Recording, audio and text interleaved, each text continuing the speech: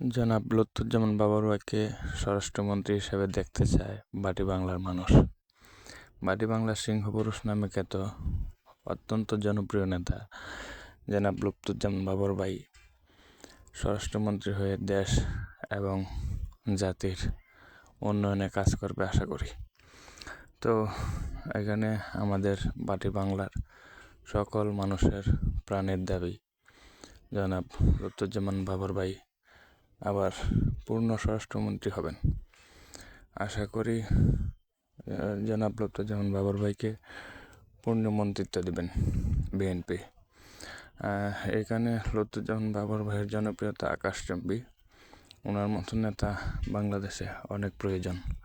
ওনার মতো জনপ্রিয় নেতা বাটি বাংলা অর্থাৎ পুরো বাংলাদেশে হাতে গোনা কয়েকজন আছেন, তার মধ্যে উনি একজন। জনপ্রিয়তার কথা বলে শেষ করা যাবে না।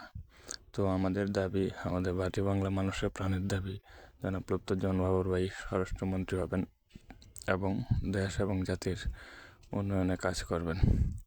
আশা করি লুৎফুজ্জামান বাবর ভাইকে স্বরাষ্ট্রমন্ত্রিত্ব দিবেন।